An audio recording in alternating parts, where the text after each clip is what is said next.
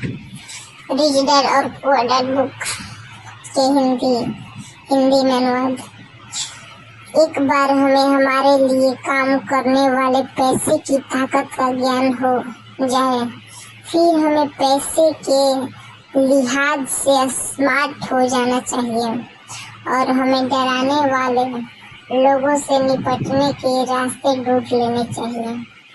इसके लिए आपके पास कानून की समझ होनी चाहिए और इस बात की भी कि सिस्टम कैसे काम करता है।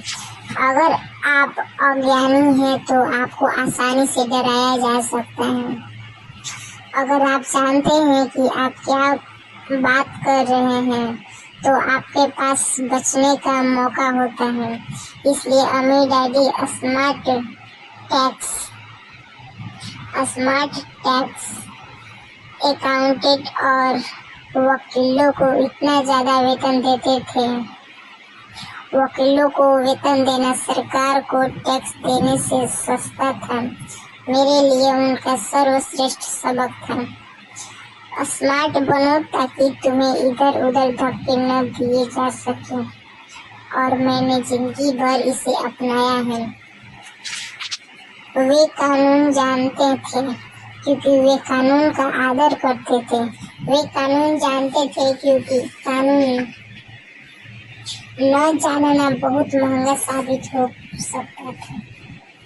अगर आप जानते हैं कि आप सही हैं तो आप किसी से भी उलझने से नहीं डरेंगे, चाहे आपका मुकाबला रॉबिन हुड और उसके गिरोह से ही क्यों न हो। मेरे पढ़े लिखे डैडी मुझे हमेशा प्रोत्साहित करते थे कि मैं किसी अच्छे कॉर्पोरेशन में बढ़िया सी नौकरी खोजूं। वे मुझे हमेशा उन अच्छाइयों के बारे में बताते थे जो कॉर्पोरेट सीढ़ी पर चढ़ने से हासिल की जा सकती है। वे यह नहीं समझ पाते थे कि कॉर्पोरेट नियोक्ता से मिलने वाली वेतन के चेक पर पूरी तरह निर्भर रहने से मैं एक ऐसी दुधारू गाय बन जाता था जिसे दूहा जा सकता है। जब मैंने अपने अमीर डैडी को अपने डैडी की सलाह बताई तो वे केवल हंसे। उन्होंने सिर्फ यही कहा, सीढ़ी का मालिक ही क्यों न बना जाए। बचपन में मुझे यह समझ में नहीं आया था कि अपने कॉर्पोरेशन के मालिक होने से अमीर डैडी का क्या मतलब था। यह एक ऐसा विचार था जो असंभव और डरावना लग रहा था। हालांकि मैं इस विचार में रोमांचित था, परंतु मेरी कम उम्र में मैं इस संभावना पर विचार ही नहीं कर पा रहा था कि वयस्क लोग किसी दिन मेरी कंपनी में काम करेंगे। मुद्दे की बात यह है कि अगर अमीर डैडी नहीं होते तो मैं अपने पढ़े लिखे डैडी की सलाह का पालन कर रहा होता। मेरे अमीर डैडी के बार बार याद दिलाने के कारण ही मैं मेरे अपने कॉर्पोरेशन का विचार जीवित रहा और यह मुझे एक अलग राह पर चलाता रहा।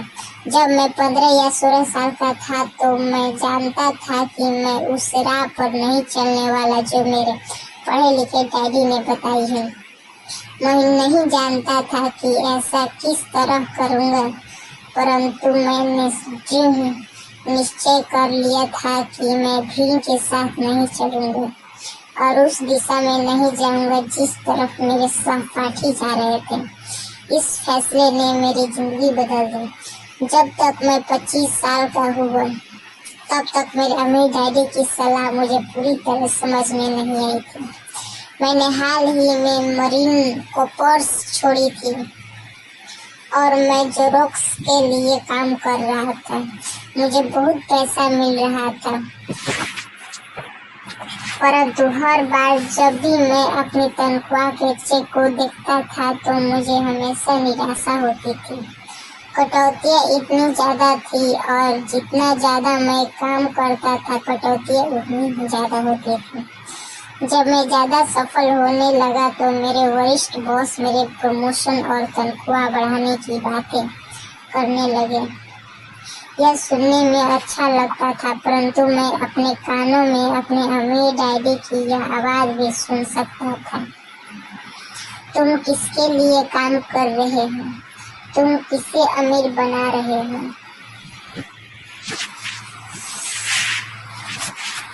यह रिच डैड और पुअर डैड का हिंदी कहानी है।